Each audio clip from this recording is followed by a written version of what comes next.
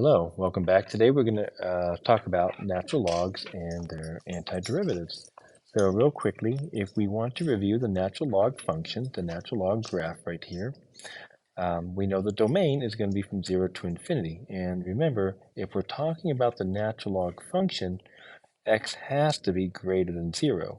So that's why it's a soft bracket there. The range is forever, negative infinity to positive infinity. It is a continuous function, so you can look back on all the video lookables for that, and one-to-one. One-to-one, which means it just simply passes the horizontal line test. We'll talk more about that later on this year. Other things about natural log, don't forget the natural log of e is 1, and that the natural log of 1 is 0. So let's review, before we go on to the antiderivative, what the antiderivative, let's review what the derivative is. You might recall earlier this year, we took the derivative of the natural log of u.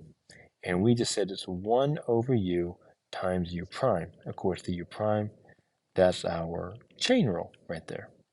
So let's take a look at an example. Let's say we want to find the derivative of the natural log of 2x. Well, our rule says this just becomes the 1 over 2x times chain rule. We're going to multiply this by 2. And you can leave it like this, 1 over 2x times 2, or you can reduce it to just 1 over x. For question number 2, we're going to use a log property. We want the natural log of 4x times sine of x. So I'm going to use a log property, and let's go ahead and review that up here. We'll put that up here. The natural log of AB is the natural log of A plus the natural log of B. But I'm also going to do the division one. Natural log of A over B is natural log of A minus natural log of B. And if I have the natural log of A to the B, that's just B natural log of A. These are our expansion properties to make logs a little bit easier for us because it's easier to add than to multiply. It's easier to subtract than divide, and that's what logs are really there for. That and to catch fire, keep us warm in the wintertime. So because I'm multiplying the 4x and the sine x, I can write this as the natural log of 4x plus the natural log of the sine of x. And now I can take the derivative.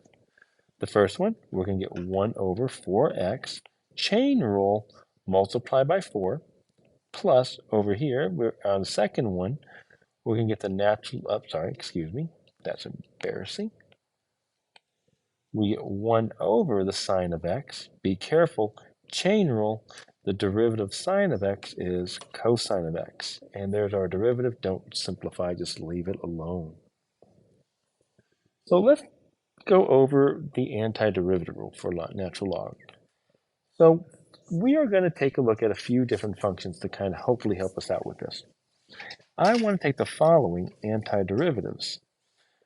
So I know for the first one, I can write this as x to the negative 2 dx. Using our power rule, this just becomes x to the negative 1 over negative 1 plus your constant of integration. Rewriting it, I'm going to bring my negative exponent to the bottom. I get negative 1 over x plus your constant. And there's our antiderivative. Very easy to do. Likewise, if we want to do 1 over x cubed, I could write this as x to the negative 3 dx. Apply our power rule and add 1, right? We get x to the negative 2 over negative 2 plus our constant of integration. I don't like my negative exponent, so that has to go on bottom, and I'm going to write there my negative 1. I put my negative on the top there, and we're going to get 2, just the negative 1 goes on top, the 2 stays on bottom, x squared plus your constant of integration. And there's our antiderivative. Very easy to do. We saw that in the last unit. But what happens if we try to take the antiderivative of 1 over x? Well, if I write this, we're going to get x to the negative 1 dx. Try using power rule. We're going to get x to the 0 over 0. And that be bad. We can't divide by 0. No division by 0. So what do we do in a case like this? Well, obviously it doesn't work here. So we have a new rule for us today, and that's what we're going to talk about. Since this is not possible to take the antiderivative when the power on bottom is 1, and if we look up top here, remember, the power there is 1. So if my power is 1, we use the following rule. So we're going to use the inverse of the derivative. We know that the derivative of natural log of x is 1 over x. We want to know what is the antiderivative of 1 over x. Well, it's just the opposite. If my derivative is 1 over x, my antiderivative has to be natural log of x. So the antiderivative of 1 over x is the natural log of x plus your constant of integration right there. Now, a couple things to notice. One, we have an absolute value there, and that is very important for us. And the reason for that is because, remember, in the natural log of x, x has to be greater than 0. Because there are possibilities where x could be less than 0, we need the absolute value. So x must be positive in order to solve this. So that's why we have the absolute value. So let's take a look at an example. Very easy to do for the first one. If I integrate this one, looking at the power on bottom, the power is 1 down there. So this is my new rule today. The 2 is just a coefficient. I'm just going to leave that off to the outside. And what's that going to give me? Well, 1 over x. This becomes then the natural log of x plus c1, our constant of integration. If we try a problem like, so there it is, that's it, that's the answer. If we take a look at a question like number 2, let's take a look here. We're gonna use U substitution. So when we say the power on bottom is 1, we want to look at the whole quantity. In that case, the power in the entire quantity is 1 right here.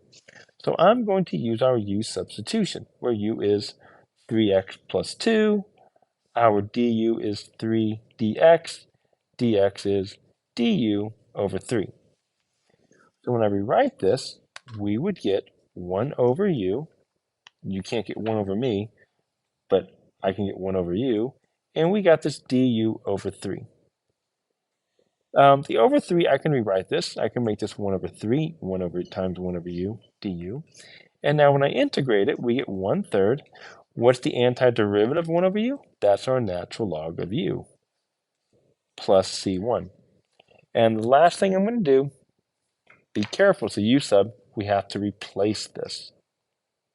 We would get 1/3 natural log 3x plus 2 plus c1. And there's our answer.